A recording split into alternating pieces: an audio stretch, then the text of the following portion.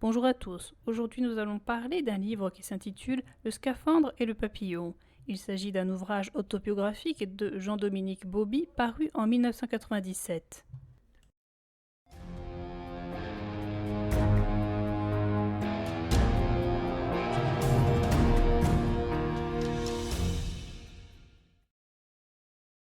L'auteur nous fait part de son histoire, de son lit d'hôpital à Berck. Le 8 décembre 1995, il lui est arrivé un incident et à cause d'un accident cardiovasculaire, il est maintenant paralysé. Il souffre du locked-in syndrome. Son esprit est resté le même, sauf qu'il ne peut plus bouger son corps, mis à part sa paupière gauche et sa tête. Il ne s'est pas rendu compte de son état tout de suite après son accident, car il est resté 20 jours dans le coma et que les jours suivants, il était dans la confusion.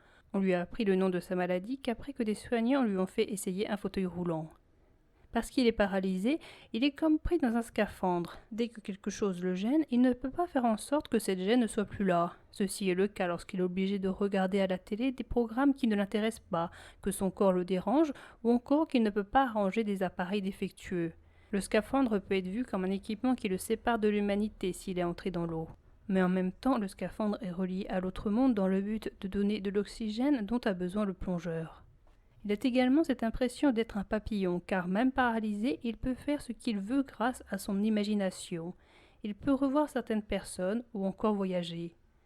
Il nous raconte ses journées qui sont toutes plus ou moins les mêmes et où le personnel médical a ses habitudes. Après l'épisode du fauteuil, il se rend compte qu'il n'est pas simplement malade, qu'il ne va pas vite se rétablir et qu'il est handicapé. Il n'arrive plus à manger, il a besoin d'une sonde et il n'arrive plus à déglutir sa salive. Il a perdu du poids. À force d'entraînement avec la kiné, il arrive à ouvrir la bouche. On lui a cousu l'œil où la paupière est invalide afin d'éviter des complications. Il y a des événements qui le rendent quelquefois mieux et quelquefois triste. C'est le cas quand on le lave. Il a quelquefois l'impression d'être redevenu un enfant. Quelquefois il ressent de l'humiliation. Quelquefois cela lui ramène des souvenirs de quand il était valide. Il possède un alphabet dans lequel les lettres sont rangées selon leur fréquence d'apparition. Des personnes lui dictent les lettres les unes après les autres, et quand la lettre est bonne, il cligne de l'œil, les lettres forment ensuite des mots, et les mots forment des phrases. Certains sont plus doués que d'autres, et quelquefois les mauvais traducteurs donnent naissance à des phrases sans sens. Il nous parle de l'histoire de cet hôpital ainsi que de sa structure actuelle. Il profite de ses sorties en fauteuil dans l'hôpital pour voir de nouvelles personnes, voir le phare ou alors capter des odeurs.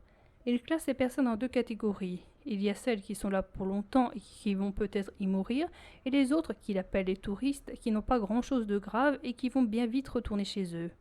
L'hôpital est un lieu où l'on trouve des personnes diverses, que ce soit au niveau de l'âge ou de la condition sociale. Il n'est nourri que par sonde, mais grâce à son imagination, il pense préparer des repas et les manger. Il pense surtout aux saucissons qu'il aime depuis son enfance. Il se souvient d'une infirmière qui lui en a offert un et qui a épousé ensuite son grand-père. Une orthophoniste a créé le système des lettres qui lui permet de communiquer avec les autres. Après beaucoup d'efforts, elle est parvenue à lui faire prononcer les 26 lettres de l'alphabet. Il a quelquefois ses proches au téléphone qui lui parlent, mais lui ne peut pas leur répondre. Il se souvient que peu avant son accident, il a rasé son père. Maintenant, c'est à lui de se faire raser.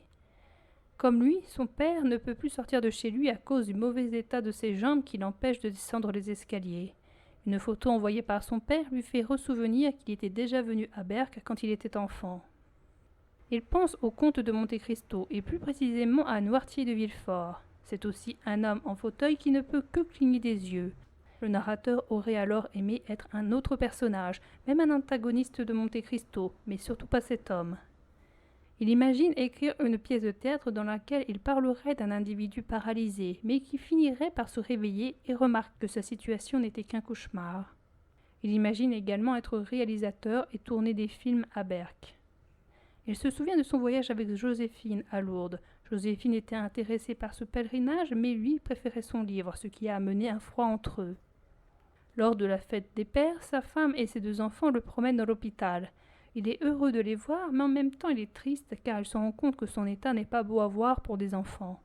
Sur la plage, il joue au pendu avec son fils tandis que sa fille fait des cabrioles et chante. Il se rend compte qu'il ne peut pas faire des choses toutes simples avec son fils. Depuis qu'il est à l'hôpital de Berck, il a été 2 fois à Paris pour avoir des avis médicaux. Lors de son premier transport, il est passé à côté de l'ancien immeuble dans lequel il travaillait en tant que rédacteur en chef du magazine Elle. Afin de prouver qu'il n'est pas un légume et qu'il a gardé son esprit intact, il correspond encore avec des gens qu'il a connus. Ces personnes, à leur tour, lui répondent. Lors d'une balade, il entraîne Claude et Brice à aller plus loin afin de sentir l'odeur des frites. Quand Vincent, un ancien collègue, se dirige vers l'hôpital pour venir le voir, il se souvient du tuyau qu'il a obtenu sur un cheval qui devait gagner la course. Pendant leur temps, ils n'ont pas pu parier et le cheval désigné a gagné. Il déteste les dimanches car ce jour-là est le jour où personne ne vient le voir. Certains membres du personnel ne sont pas là et quand l'émission à la télé ne lui plaît pas, il peut se passer beaucoup de temps avant que quelqu'un change de chaîne. Il se sert de ses souvenirs de voyage afin de voyager dans sa tête. Il peut également voyager dans des pays dans lesquels il n'a jamais mis les pieds, et ceci grâce à l'imagination. Il imagine également aller au musée Grévin où il y aurait une réplique de sa chambre d'hôpital. Il nous parle de ce jour du 8 décembre 1995. Le matin de ce jour, un chauffeur avec un nouveau modèle de BMW est passé le chercher afin qu'il teste la voiture. Il s'est rendu ainsi à son travail. Au journal, on lui a appris que Simone Veil n'était pas contente de la photo utilisée par le journal. Le narrateur lui a téléphoné. Son chauffeur l'a attendu à la sortie de son travail. Le narrateur est passé prendre Théophile, son fils, afin de passer le week-end avec lui car il n'avait pas passé beaucoup de temps avec son fils depuis sa rupture avec sa femme. Le narrateur a pris le volant mais il s'est senti mal. Il a demandé à son fils d'aller chercher de l'aide vers sa belle-sœur.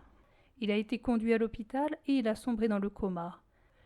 C'est Claude qui a écrit ce livre durant les 2 mois de vacances d'été.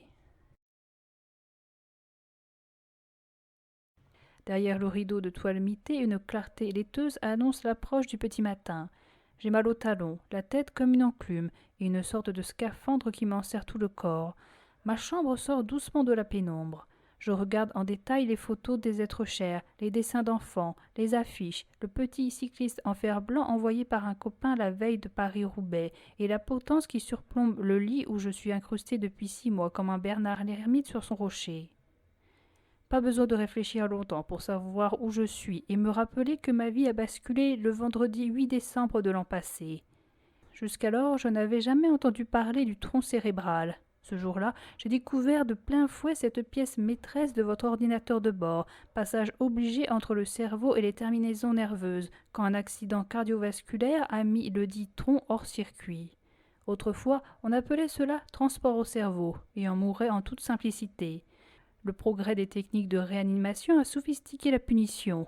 On en échappe, mais flanqué de ce que la médecine anglo-saxonne a justement baptisé le locked-in syndrome. Paralysé de la tête aux pieds, le patient est enfermé à l'intérieur de lui-même avec l'esprit intact et les battements de sa paupière gauche pour tout moyen de communication. Bien sûr, le principal intéressé est le dernier mis au courant de ces gracieusetés. Pour ma part, j'ai eu droit à 20 jours de coma et quelques semaines de brouillard avant de réaliser vraiment l'étendue des dégâts. Je n'ai tout à fait émergé que fin janvier dans cette chambre 119 de l'hôpital maritime de Berck où pénètrent maintenant les premières lueurs de l'aube. C'est une matinée ordinaire. À 7 heures, le carillon de la chapelle recommence à ponctuer la fuite du temps, quart d'heure par quart d'heure. Après la trêve de la nuit, mes bronches encombrées se remettent à ronfler bruyamment.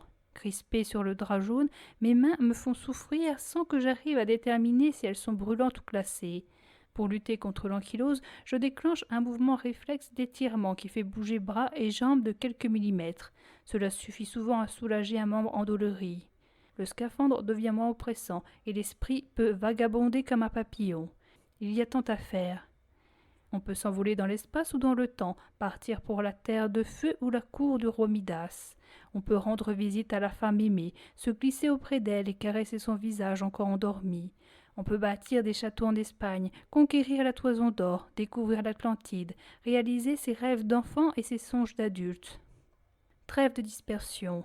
Il faut surtout que je compose le début de ces carnets de voyage immobiles pour être prêt quand l'envoyé de mon éditeur viendra le prendre en dictée, lettre par lettre. Dans ma tête, je malaxe 10 fois chaque phrase, retranche un mot, ajoute un adjectif et apprends mon texte par cœur, un paragraphe après l'autre. L'infirmière de service interrompt le cours de mes pensées. Selon un rituel bien au point, elle ouvre le rideau, vérifie la trachéoctomie et goutte à goutte et allume la télé en vue des informations. Pour l'instant, un dessin animé raconte l'histoire du crapaud le plus rapide de l'Ouest. Et si je faisais un vœu pour être changé en crapaud ?